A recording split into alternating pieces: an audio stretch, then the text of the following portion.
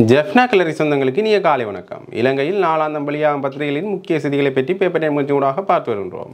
அந்த வகையில் 24ஆம் தேதி மே மாதம் 2024ஆம் ஆண்டு வெளியான பத்திரிகைகளின் முக்கிய செய்திகளை பற்றி பார்க்கலாம்.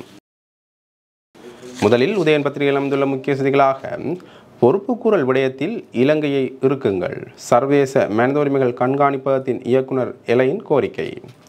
இலங்கையின் பொறுப்புக்கூறல் செயற்றிட்டத்துக்கான ஆணையை செப்டம்பர் அமர்வில் ஐக்கிய நாடுகள் மனித உரிமைகள் பேரவை புதுப்பிப்பது மிகவும் அவசியம் என்று சர்வதேச மனித உரிமைகள் கண்காணிப்பகம் தெரிவித்துள்ளது. சர்வதேச மனித உரிமைகள் கண்காணிப்பகத்தின் ஆசிய பசிபிக் இயக்குனர் எலைன் பியர்சன் இது தொடர்பில் மேலும் தெரிவித்துள்ளதாவது: 2009ஆம் ஆண்டு மே மாதம் 18ஆம் தேதி முடிவடைந்த உள்நாட்டு யுத்தத்தின் போது ஸ்ரீலங்கா படையினர் இழைத்த அநீதிகளை ஸ்ரீலங்கா அரசாங்கம் தொடர்ந்தும் மறைத்து வருகின்றது.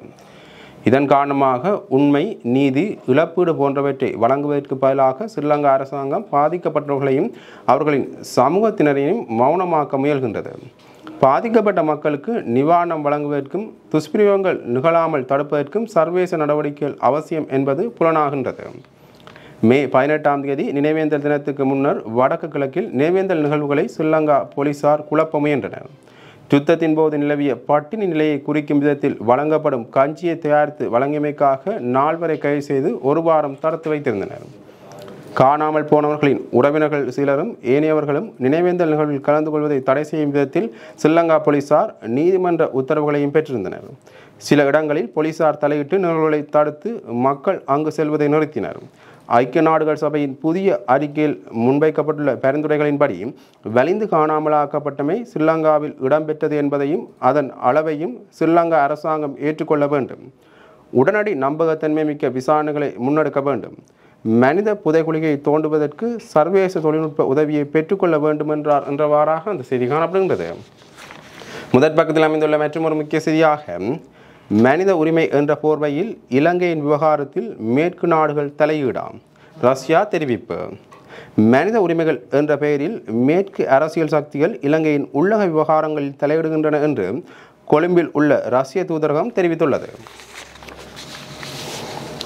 இது தொடர்பில் ரஷ்ய தூதரகம் வெளியிட்டுள்ள செய்திக்குறிப்பில் உள்ளதாவது: மனித உரிமைகள் விவகாரத்தை காரணம் கூறிக்கொண்டு இலங்கையின் உள்ளக விவகாரங்களில் மேற்குலக நாடுகள் அதீதமாக தலையிடுகின்றன. இந்த மனித உரிமை அமைப்புகளின் இரட்டை நிலைப்பாடு ஒன்றும் புதிதல்ல. காசாவுக்காக கவலைப்படுபவர்கள் நேட்டோ நாடுகள் யுகோஸ்லாவியாவில், ஆப்கானிஸ்தான், லிபியா போன்ற நாடுகளில் மேற்கொண்ட மனித உரிமை மீறல்கள் பற்றி ஏன் பேசுவதில்லை? ஜனநாயகம் பற்றி பேசுபவர்கள் பால்டிக் நாடுகளில் வாழும் ரஷ்ய சிறுபான்மையினரை என்ன செய்கின்றனர்? இவ்வாறான பல கேள்விகள் பொதுமக்களிடமிருந்து எழுகின்றன என்று அவர் குறிப்பிட்டுள்ளார் என்றவாறாக அந்த செய்தி காணப்படுகின்றது. முதற் பக்கத்தில் அமைந்துள்ள மற்றொரு முக்கிய செய்தியாக திஸ்ஸவிகாரை போராட்டத்தை கட்டுப்படுத்த தமிழ் போலீசாருக்கு அழைப்பு. தையிட்டி திஸ்ஸவிகாரை போராட்டம் இன்றும் தொடரவுள்ள நிலையில் போராட்டத்தை கட்டுப்படுத்துவதற்கு தமிழ் போலீசார் சம்பவ இடத்தில் குவிக்கப்பட உள்ளதாக தெரிய வருகின்றது. காங்கேசன்துறை போலீஸ் பிராந்தியத்தில் பணிபுரியும் தமிழ் போலீசாருக்கே இது தொடர்பான அறிவுறுத்தல்கள் வழங்கப்பட்டுள்ளதாகவும் தெரிய வருகின்றது என்றவாறாக அந்த செய்தி காணப்படுகின்றது. முதற் பக்கத்தில் அமைந்துள்ள மற்றொரு முக்கிய செய்தியாக ஆரியகுலத்தில் இராணுவத்தால் அனுமதியின்றி அலங்காரங்கள். ஜாழ்ப்பாணம் ஆரியகுளம் பகுதியில் ஜாழ்ப்பாணம் மாநகர சபையின் அனுமதி பெறப்படாமல் தான் பெசாக் அலங்காரங்கள் செய்யப்பட்டுள்ளன என்று ஜாழ்ப்பாணம் மாநகர சபையின் ஆணையாளர் கிருஷ்ணேந்திரன் தெரிவித்துள்ளார். மாநகர சபையின் ஆட்சி காலத்தில் ஜாழ்ப்பாணம் ஆரியகுளம் பகுதியில் எந்த ஒரு அலங்காரத்தை முன்னெடுக்கும் போதும் அது தொடர்பில் மாநகர சபையிடம் அனுமதி பெறப்பட வேண்டும் என்று தீர்மானம் நிறைவேற்றப்பட்டிருந்தது. இதைத் தொடர்ந்து ஜாழ்ப்பாணம் மாநகர சபையின் ஆட்சி காலத்தின் போது ஆரியகுளம் பகுதியில் மதம் சார்ந்த எந்த ஒரு அலங்காரங்களும் மேற்கொள்ளப்படவில்லை. தற்போது மாநகர சபையின் பதவிக்காலம் நிறைவடைந்துள்ள நிலையில் இராணுவத்தினரால் அங்கு அலங்காரங்கள் செய்யப்பட்டுள்ளன. இது தொடர்பில் யாழ்ப்பாணம் மாநகர சபையின் ஆணையாளரை தொடர்பு கொண்டு கேட்டபோது இராணுவத்தினர் ஆரியகுல பகுதியை துப்புரவு செய்து தரும்படியே கேட்டனர். ஆனால் அங்கு அலங்காரம் மேற்கொள்ள அனுமதி பெறவில்லை என்றவாறாக அந்த செய்தி காணப்படுகிறது. முதற் பக்கத்தில் அமைந்துள்ள மற்றொரு முக்கிய செய்தியாக இந்தியாவின் மாநிலமாக இலங்கையை மாற்ற முயற்சி, வீரவன்ச குற்றச்சாட்டு. இலங்கையை இந்தியாவின் 29வது மாநிலமாக மாற்றுவதற்கு ஜனாதிபதி ரணில் விக்ரமசிங்கே முயற்சிக்கின்றார் என்று விமல் வீரவன்ச தெரிவித்துள்ளார். லக்ஷ்மன் கதிர்காமர் நிலையத்தில் நடைபெற்ற நிகழ்வொன்றில் கலந்து கொண்டு அவர் மேலும் தெரிவித்துள்ளதாவது: ரணில் தற்போது விபீஷணனின் பாத்திரத்தை ஏற்று செயற்பட்டு வருகின்றார். புதுடில்லி படிப்படியாக இலங்கையை கைப்பற்றி வருகின்றது. இலங்கைக்கும் இந்தியாவுக்கும் இடையில் பாலம் அமைப்பது பற்றி பேச்சுக்கள் அடிபடுகின்றது. இலங்கைக்கும் இந்தியாவுக்கும் இடையே பாலம் அமைக்கப்பட்டால் இலங்கை மிக விரைவிலேயே சிக்கிம் போல் இந்தியாவின் மாநிலமாக மாறிவிடும். ஏனெனில் 1975ஆம் ஆண்டு ஏப்ரல் 9ஆம் தேதி சர்வஜன வாக்கெடுப்பு மூலம் சிக்கிம் அங்கீகரிக்கப்பட்டது.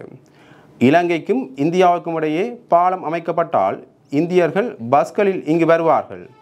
இந்திய நாணயம்தான் புழக்கத்தில் இருக்கும். நான் முன்பு அங்கம் வகித்த ஜேவிபி மௌனமாக ரணிலுடன் இணைந்து இந்திய விஸ்தரிப்பை அங்கீகரிக்கின்றது. எதிர்க்கட்சித் தலைவர் சஜித் பாடசாலைகளுக்கு அன்பளிப்பு செய்யும் பஸ்களை டிமோ நிறுவனம் இலவசமாக வழங்குகின்றது. சஜித்திற்கு எதற்காக டிமோ நிறுவனம் பஸ்களை இலவசமாக வழங்குகின்றது என்று நீங்கள் சிந்தித்து பார்க்க வேண்டும் என்றார் என்றவாறாக அந்த செய்தி காணப்படுகின்றது. முதற் பக்கத்தில் அமைந்துள்ள மற்றொரு முக்கிய செய்தியாக கடல் கொந்தளிப்பு தீவக போக்குவரத்து இன்று இடம்பெறாது. யாழ்ப்பாணம் தீவகம் இடையிலான போக்குவரத்து இன்று இடம்பெறாது என்று அறிவிக்கப்பட்டுள்ளது. கடல் கொந்தளிப்பு காரணமாகவே இந்த முடிவு எடுக்கப்பட்டுள்ளதாக தெரிவிக்கப்பட்டுள்ளது. இதன்படி நெடுந்தீவு, எழுவைதீவு மற்றும் அன்லைதீவுக்கு இடையிலான போக்குவரத்தே இவ்வாறு நிறுத்தப்பட்டுள்ளது என்றவாறாக அந்த செய்தி காணப்படுகின்றது. முதற் பக்கத்தில் அமைந்துள்ள மற்றொரு முக்கிய செய்தியாக தாளமுக்கம் புயலாகிறது. வடக்கு கிழக்கில் கனமழை. தென்கிழக்கு வங்காள விரிகுடாவில் ஏற்பட்டுள்ள தாளமுக்கம் புயலாக மாற்றம் பெற்று வருகின்றது என்றும் இதனால் வடக்கு மற்றும் கிழக்கு மாகாணங்களில் கனமழைக்கு சாத்தியம் உள்ளது என்றும் தெரிவிக்கப்பட்டுள்ளது. இந்த புயலுக்கு இம்முறை ஓமான் நாடு பெயர் சூட்டுவதாக இருந்தது. அந்த நாடு ரெமால் என்று பெயர் சூட்டியுள்ளது. இந்த புயல் எதிர்வரும் 26ஆம் தேதி இந்தியாவின் ஒடிசாவுக்கும் மேற்கு வங்க மாநிலத்துக்கும் இடையில் கரையை கடக்கும் என்று எதிர்பார்க்கப்படுவதாகவும் தாளமுக்கம் காரணமாக வடக்கு மற்றும் கிழக்கு மாகாணங்கள் உட்பட நாட்டின் பல பகுதிகளுக்கும் கனமழை கிடைக்கும் வாய்ப்புள்ளதாகவும் வானிலையாளரும் யாழ்ப்பாண பல்கலைக்கழக புவியியல் துறையின் சிரேஷ்ட விரிவுரையாளருமான நாகமுத்து பிரதிபராஜா தெரிவித்துள்ளார். இந்த புயலால் இலங்கையின் எந்த ஒரு பகுதிக்கும் எத்தகைய பாதிப்பும் ஏற்படாது. எனினும் முன்னரே குறிப்பிட்டபடி எதிர்வரும் 25ஆம் தேதி வரை இலங்கையின் கடற்பகுதிகள் கொந்தளிப்பான நிலையில் காணப்படும் என்பதனால் மீனவர்கள் கடலுக்கு செல்வதை தவிர்ப்பது சிறந்தது என்று அவர் குறிப்பிட்டுள்ளார் என்றவாறாக அந்த செய்தி தொடர்ந்து செல்கின்றது. இவை உதயன் பத்திரிகையில் அமைந்த முக்கிய செய்திகள். இனி வலம்புரி பத்திரிகையின் முக்கிய செய்திகளை பற்றி பார்க்கலாம். வலம்புரி பத்திரிகையின் முதற் பக்கத்தில் அமைந்துள்ள முக்கிய செய்திகளாக புலிகளால் கொல்லப்பட்டவர்களை ஏன் மன்னிப்பு சபையின் செயலாளர் அஞ்சலி செலுத்தவில்லை? சரத் வீரசேகர கேள்வி. விடுதலை புலிகள் அமைப்பின் போராளிகளை நினைவுகூர்ந்த சர்வதேச மன்னிப்பு சபையின் செயலாளர் அக்னஸ் கலமார்ட் புலிகளால் படுகொலை செய்யப்பட்ட சிங்களவர்களையும் இராணுவத்தினரையும் ஏன் நினைவு கூறவில்லை என தேசிய பாதுகாப்பு தொடர்பான துறைசார் மேற்பார்வை குழுவின் தலைவர் சரத் வீரசேகர கேள்வி எழுப்பியுள்ளார். பாராளுமன்றத்தில் நேற்று முன்தினம் உரையாற்றும் போதே இவ்வாறு அவர் கேள்வி எழுப்பியுள்ளார். இது தொடர்பில் தொடர்ந்தும் கருத்து தெரிவித்த அவர் இலங்கை இராணுவத்தினருக்கு எதிராக அமெரிக்கா கொண்டு வந்த 30-11 பிரேரணைக்கு நல்லாட்சி அரசாங்கம் இணை அனுசரணை வழங்கியது. இதன் பின்னரே இராணுவத்திற்கு எதிராக நெருக்கடிகள் அதிகரித்தன. முன்னாள் ஜனாதிபதி கோட்டபாய ராஜபக்ச தலைமையிலான அரசாங்கம் 30-1 பிரேரணையில் இருந்து விலகிய போதும் அப்பிரேரணையின் உள்ளடக்கங்கள் செயற்படுத்தப்பட்டுள்ளன. இலங்கை இராணுவத்தினரை சர்வதேச நீதிமன்றத்தில் முன்னிலைப்படுத்த உறுப்பு நாடுகளுடன் கலந்துரையாடியுள்ளதாக ஐக்கிய நாடுகள் மனிதுரிமைகள் உயர்ஸ்தானிகர் காரியாலயம் குறிப்பிட்டுள்ளமை அவதானத்திற்குரியது. இவ்விடயம் குறித்து எதிர்க்கட்சியின் நிலைப்பாடு என்ன? விடுதலை புலிகள் போராளிகள் தற்போது பகிரங்கமாக நினைவு கூறப்படுகின்றார்கள். கடந்த வாரம் இடம்பெற்ற நினைவேந்தலில் பலர் பங்கு பெற்றிருந்தார்கள். வெள்ளையர்களும் கலந்து கொண்டார்கள். சர்வதேச மன்னிப்பு சபையின் செயலாளர் நாயகம் அக்னஸ் கலமார்ட் விடுதலை புலிகள் போராளிகளை நினைவு கூர்ந்தார். இந்த யுத்தத்தில் சிங்களவர்களும் இராணுவத்தினரும் விடுதலை புலிகளால் படுகொலை செய்யப்பட்டார்கள். சர்வதேச மன்னிப்பு சபையின் செயலாளர் ஏன் இவர்களை நினைவு கூறவில்லை? இலங்கைக்கான அமெரிக்க தூதுவர் ஜூலி சங் இலங்கையின் உள்ளக விவகாரங்களில் தலையிடுகின்றார். வியன்னா ஒப்பந்தத்துக்கு அப்பாற்பட்டு செயற்படுகின்றார் என்று அவர் குறிப்பிட்டுள்ளார் என்றவாறாக அந்த செய்தி தொடர்ந்து செல்கின்றது. முதற் பக்கத்தில் அமைந்துள்ள மற்றொரு முக்கிய செய்தியாக 3 நாள் விஜயமாக ரணில் இன்று வடக்குக்கு விஜயம். ஜாழ் பல்கலையின் மருத்துவபீட பயிற்சி பிரிவை இன்று திறந்து வைக்கின்றார். வடக்கு இளைஞர்களுடன் ரணில் முக்கிய கலந்துரையாடலில் பங்கேற்க உள்ளார். வடக்கில் 10 முக்கிய நிகழ்வுகளில் ரணில் கலந்து கொள்ள உள்ளார். ஜனாதிபதி ரணில் விக்ரமசிங்கே பல்வேறு நிகழ்வுகளில் கலந்து கொள்வதற்காக இன்று வடக்கிற்கு விஜயம் செய்ய உள்ளார். 3 நாட்கள் விஜயமாக வடக்கிற்கு வரும் ஜனாதிபதி ரணில் யாழ்ப்பாணம், முல்லைத்தீவு, கிளிநொச்சி மற்றும் வவுனியா மாவட்டங்களில் உரித்து தேசிய வேலை திட்டத்தின் கீழ் காணி உரிமங்களை வழங்கி வைக்க உள்ளார். இதேவேளை வடக்கில் உள்ள இளைஞர்களுடன் ஜனாதிபதி விசேட சந்திப்பொன்றிலும் கலந்து கொள்ள உள்ளதாக தெரிவிக்கப்படுகின்றது. மேலும் யாழ்ப்பாண பல்கலைக்கழகத்தின் மருத்துவ பீடத்தில் பயிற்சி பிரிவொன்றையும் திறந்து வைக்க உள்ளார். அத்துடன் கிளிநொச்சி வைத்தியசாலையில் பெண்கள் சுகாதார பிரிவொன்றும் ஜனாதிபதி நலனால் திறந்து வைக்கப்பட உள்ளது. வவுனியா மாவட்ட வைத்தியசாலையில் இதய நோய் பிரிவும் மாங்குளம் ஆதார வைத்தியசாலையில் புதிய விடுதியொன்றும் ஜனாதிபதியால் திறந்து வைக்கப்பட உள்ளன. இவை தவிர யாழ்ப்பாணத்தில் பட்டதாரி ஆசிரியர்களுக்கு நியமனம் வழங்கும் நிகழ்விலும் ஜனாதிபதி பங்கேற்க உள்ளார். இவ்வாறாக 10 முக்கிய நிகழ்வுகளில் ஜனாதிபதி கலந்து கொள்ள உள்ளார். அது மாத்திரமன்றி வடக்கில் முன்னெடுக்கப்படும் அபிவிருத்தி திட்டங்கள் தொடர்பிலும் இவ்விஜயத்தின் போது விசேட அவதானம் செலுத்தப்பட உள்ளது என்றவாறாக அந்த செய்தி காணப்படுகிறது. முதற் பக்கத்தில் அமைந்துள்ள மற்றொரு முக்கிய செய்தியாக கனிய மண் அகழ்வினால் மன்னார் தீவு அழிவடையும் அபாயம் சுமந்திரன் எம்பி தெரிவிப்பு. கனிய மண் அகழ்வினால் மன்னார் தீவு முற்றுமுழுதாக அழிவடையும் அபாயம் உள்ளது என பாராளுமன்ற உறுப்பினர் சுமந்திரன் தெரிவித்துள்ளார். மன்னார் தீவில் கனிய மணல் அகழ்வுக்கு எதிராக சட்ட ரீதியாக நடவடிக்கைகள் மேற்கொள்வது தொடர்பில் நேற்று இடம்பெற்ற விசேட கலந்துரையாடலின் பின்னர் ஊடகங்களிடம் கருத்து தெரிவிக்கும் போதே அவர் இதனை தெரிவித்துள்ளார். மன்னார் தீவிலிருந்து கனியமண் ஆழ்வதற்கான திட்டங்களை நடைமுறைப்படுத்துவது மன்னார் தீவையே முற்றுமுழுதாக அளிக்கும் செயற்பாடாகவே இருக்கும் என்பது எங்களுக்கு தெளிவாக தெரிகின்றது. மன்னார் தீவு நிலையான தீவாக இருப்பதற்கு சில பாதுகாப்பு அரண்கள் தேவைப்படுகின்றது. அதாவது கடல் மட்டத்திலிருந்து சற்று குறைவான நிலையில் இருக்கும் தீவாக மன்னார் தீவு காணப்படுவதால் இது மிகவும் கவனமாக பாதுகாக்கப்பட வேண்டிய ஒரு தீவு. இதனுடைய சுற்றுச்சூழலை பாதிக்கும் வகையில் நடவடிக்கைகள் முன்னெடுக்கப்பட்டால் அது மன்னார் தீவையை அழிப்பதற்கான சாத்தியப்பாட்டை மேலும் அதிகரிப்பதாகவே காணப்படும். எனவே குறித்த பகுதியில் கனிய மணல் அகழ்வை நாம் முற்றுமுழுதாக எதிர்ப்பதோடு அதனை எல்லா வழிகளிலும் நாம் தடுப்போம் எனவும் அவர் தெரிவித்துள்ளார் என்றவாறாக அந்த செய்தி காணப்படுகின்றது. முதற் பக்கத்தில் அமைந்துள்ள மற்றொரு முக்கிய செய்தியாக நாட்டில் 1/3 பகுதியினர் கடன் தேவையால் அவதியுறுகின்றனர். நாட்டின் 1/3 பகுதியினர் கடன் தேவையால் அவதியுறுகின்றனர் என தெரிவிக்கப்பட்டுள்ளது. நாட்டின் சனத்தொகையில் 34.4% கடன் தேவையினால் அவதியுறுவதாக ஆய்வுகள் மூலம் தெரிய வந்துள்ளதாக ஐக்கிய நாடுகளின் அபிவிருத்தி திட்டத்தின் இலங்கை வதிவிட பிரதிநிதி தெரிவித்தார். இந்த நாட்டில் பெண்கள் மற்றும் இளைஞர்கள் சமூகம் பொருளாதார ரீதியாக சிரமங்களுக்கு உள்ளாகி வருவதாகவும் இந்த நாட்டில் பெண்களுக்கு நிதி அறிவு மற்றும் நிதி தொடர்பான தகவல்களை வழங்க வேண்டிய தேவை இருப்பதாகவும் வதிவிட பிரதிநிதி குறிப்பிட்டுள்ளார். கடன் மேலாண்மை, சமூக பாதுகாப்பு போன்றவற்றை கருத்தில் கொண்டு நிதி கல்வியறிவு பற்றிய அறிவு மிகவும் முக்கியமானது என்றும் நிதியியல் கல்வி அறிவு மிகவும் அவசியமானது என்றும் அவர் கூறினார் என்றவாறாக இந்த செய்தி காணப்படுகின்றது. 3ஆம் பக்கத்தில் அமைந்துள்ள முக்கிய செய்தியாக நாடளாவிய ரீதியில் வைத்தியசாலைகளில் வேலைநிறுத்த போராட்டம். நாடளாவிய ரீதியில் உள்ள அனைத்து வைத்தியசாலைகளிலும் வேலைநிறுத்த போராட்டத்தில் ஈடுபடுவதற்கு சுகாதார தொழிற்சங்கங்களின் கூட்டமைப்பு தீர்மானித்துள்ளது. இந்த நிலையில் குறித்த போராட்டமானது எதிர்வரும் 28ஆம் தேதி முன்னெடுக்கப்பட உள்ளது.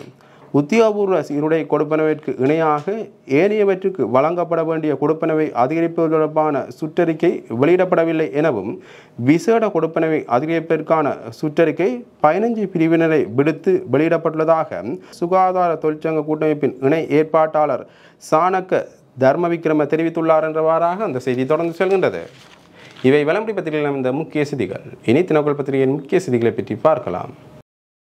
தினக்குரல் பத்திரிகையின் முதற் பக்கத்தில் அமைந்துள்ள முக்கிய செய்திகளாக முள்ளிவாய்க்காலில் குழந்தைகள் சிறந்த இடமே ஒப்படைக்கப்பட்டனர்.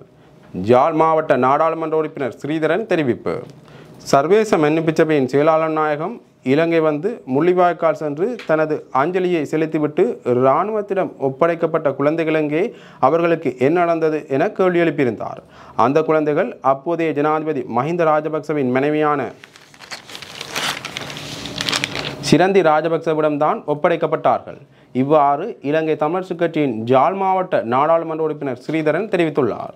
பாராளுமன்றத்தில் புதன்கிழமை எதிர்க்கட்சியினால் பொருளாதாரம், சட்டம் ஒழுங்கு மற்றும் பாதுகாப்பு உள்ளிட்ட பல்வேறு விடயங்கள் தொடர்பாக கொண்டுவரப்பட்ட சபை ஒத்திவைப்புகளை பிரேரணை மீதான விவாதத்தில் உரையாற்றும் போதே இவ்வாறு தெரிவித்தவர் மேலும் கூறுகையில், பல்வேறுபட்ட கொலைகள் இந்த மண்ணில் நடைபெற்றுள்ளன. கொலைகளை புரிந்தவர்கள் இந்த நாட்டில் சுதந்திரமாக திரிகின்றார்கள். கொலைகளுக்கான விசாரணைகள் என்ன? சர்வதேச மன்னிப்பு சபையின் செயலாளர் நாயகம் இலங்கை வந்து முள்ளிவாய்க்கால் சென்று தனது அஞ்சலியை செலுத்திவிட்டு திரும்புகையில் இலங்கையில் இறுதி யுத்தத்தின் போது நூற்றுக்கணக்கான குழந்தைகள் இராணுவத்தினரிடம் ஒப்படைக்கப்பட்டனர்.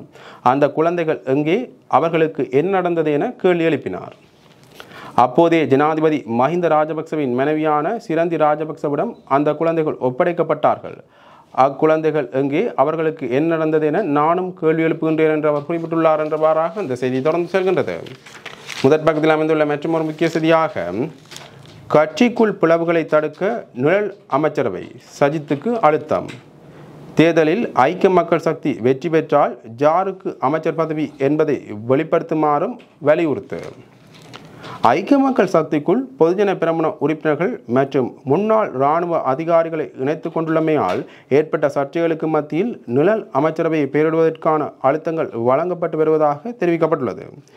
இந்த நிலையில் அடுத்த பாராளுமன்ற தேர்தலில் ஐக்கிய மக்கள் சக்தி வெற்றி பெற்றால் ஜாருக்கு அமைச்சர் பதவி வழங்கப்படும் என்பதை சஜித் பிரேமதாச வெளிப்படுத்த வேண்டும் என ஐக்கிய மக்கள் சக்தியின் சிரேஷ்ட உறுப்பினர்கள் குழு ஒன்று சஜித் பிரேமதாசவுக்கு அழுத்தம் கொடுப்பதாகவும் தகவல்கள் வெளியாகியுள்ளன. தற்போது ஐக்கிய மக்கள் சக்தியின் உபதலைவராக செயற்படும் ஃபீல்ட் மாஸ்டர் சரத் பொன்சேகா எதிர்வரும் ஜனாதிபதி தேர்தலில் போட்டியிடுவதற்கான ஆர்வத்தை வெளிப்படுத்தியுள்ள அதேவேளை ஐக்கிய மக்கள் சக்தியிலிருந்து விலகி சுயாதீனமாக செயல்படுவதற்கும் தீர்மானித்துள்ளார். இந்த நிலையில் அவருடன் இணைந்து பலரும் வெளியேறும் நிலை காணப்படுவதால் அதற்கு முன்பாக நிழல் அமைச்சரவையை பெயரிடுவதற்கான அழுத்தங்கள் வழங்கப்பட்டு வருகின்றது. ஜனாதிபதி தேர்தலுக்கு முன்பாக பொதுத் தேர்தல் இடம்பெறும் என எதிர்பார்க்கப்படுவதால் கட்சி வெற்றி பெறும் பட்சத்தில் அமைச்சு பதவிகளை பெற்றுக்கொள்வதில் நிலவும் போட்டித்தன்மையை சமாளிக்கும் வகையிலும் கட்சியில் ஏற்பட்டுள்ள பிளவை சமாளிக்கும் வகையிலும் நிழல் அமைச்சரவையை உருவாக்குவதற்கு பரிந்துரைக்கப்பட்டுள்ளது என்றவாறாக அந்த செய்தி தொடர்ந்து செல்கின்றது. முதற் பக்கத்தில் அமைந்துள்ள மற்றொரு முக்கிய செய்தியாக, இலங்கையர்கள் நால்வரையும் கோட்டை விட்ட தமிழக போலீசார், பல தாக்குதல்களுக்கு திட்டம் என தகவல். இலங்கையில் இருந்து சென்னை வழியாக குஜராத் சென்ற 4 ISIS தீவிரவாதிகள் கைது செய்யப்பட்டுள்ளனர். நாடு முழுவதும் நாச வேலைகளில் ஈடுபட அவர்கள் திட்டமிட்டிருந்தது விசாரணையில் தெரியவந்துள்ளதாக இந்து பத்திரிகை தெரிவித்துள்ளது. இலங்கையைச் சேர்ந்த IS தீவிரவாதிகள் குஜராத்தின் அகமதாபாத்துக்கு வருவதாக அந்த மாநில தீவிரவாத தடுப்பு பிரிவு போலீசாருக்கு சமீபத்தில் ரகசிய தகவல் கிடைத்தது. விசாரணையில் இலங்கையைச் சேர்ந்த நுஸ்ரத் ஹனி, நஃப்ரான், ஃபரிஸ் ஃபரூக், ரஸ்தீன் ரஹீம் ஆகிய 4 பேர் கொழும்பிலிருந்து சென்னை வழியாக அகமதாபாத்துக்கு விமான டிக்கெட் முன்பதிவு செய்திருப்பது தெரிய வந்திருந்தது. இது குறித்து இலங்கை புலனாய்வுத்துறை அதிகாரிகளிடம் விசாரித்ததில் 4 பேரும் NDA என்ற தீவிரவாத அமைப்பை சேர்ந்தவர்கள். தற்போது 4 பேரும் IS தீவிரவாத அமைப்புடன் இணைந்து செயல்படுகின்றனர் என்று தகவல் தெரிவித்தனர். இதைத் தொடர்ந்து கடந்த 19ஆம் தேதி அகமதாபாத் விமான நிலையத்தில் குஜராத் தீவிரவாத தடுப்பு பிரிவு போலீசார் சாதாரண உடையில் மறைந்திருந்தனர். அன்றிரவு நுஸ்ரத் கனி, நஃப்ரான், ஃபரிஸ் ஃபரூக், ரஸ்தீன் ரஹீம் ஆகிய 4 பேர் இண்டிகோ விமானத்தில் அகமதாபாத் விமான நிலையத்தில் தரையிறங்கினர். அவர்களை போலீசார் கைது செய்தனர். இது குறித்து குஜராத் DGP விகாஸ் சகாய், குஜராத் தீவிரவாத தடுப்பு பிரிவு உயரதிகாரிகள் கரிஷ் உபாத்யாய, சுனில் ஜோஷி ஆகியோர் கூறியதாவது, பாகிஸ்தானைச் சேர்ந்த IS தீவிரவாத அமைப்பின் மூத்த தலைவர் அபு பக்கர் உத்தரவின் பேரில் 4 பேரும் செயற்பட்டுள்ளனர். அவர்கள் தமிழ் மட்டுமே பேசுகின்றனர். நாடு முழுவதும் மக்களவைத் தேர்தல் நடந்து வருகின்றது. அகமதாபாத் நரேந்திர மோடி மைதானத்தில் மே 21, 22இல் IPL கிரிக்கெட் போட்டி நடக்கிறது. இந்த சூழலில் நாட்டில் மிகப்பெரிய தாக்குதல் நடத்த அவர்கள் திட்டம் தீட்டியிருக்கலாம் என சந்தேகம் எழுந்துள்ளது. பாஜக மூத்த தலைவர்கள் நுபுர் சர்மா, ராஜா சிங், உப்தேஷ் ரணாவை படுகொலை செய்ய சதித்திட்டம் தீட்டியதும் தெரியவந்துள்ளது. அவர்கள் செல்போன்களை ஆய்வு செய்ததில் இது தொடர்பாக பல முக்கிய தகவல்கள் கிடைத்துள்ளன என்று அவர் குறிப்பிட்டுள்ளார் என்றவாறாக அந்த செய்தி தொடர்ந்து செல்கின்றது. முதற் பக்கத்தில் அமைந்துள்ள மற்றொரு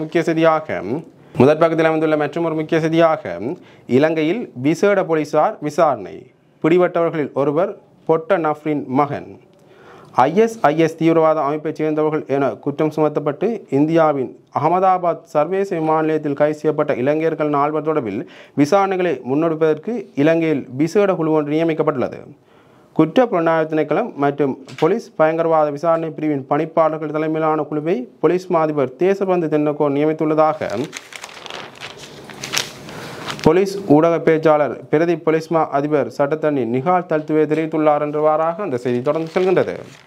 இவை தினக்குள் பத்திரிகைகள் இந்த முக்கிய செய்திகள். இன்று வெளியான பத்திரிகைகளின் முக்கிய செய்திகளை பற்றி பார்த்தோம். தொடர்ந்தும் பத்திரிகை செய்திகளை அறிந்து கொள்ள பேப்பர் டைம் நிகழ்ச்சியோடு இணைந்திருங்கள். நன்றி, வணக்கம்.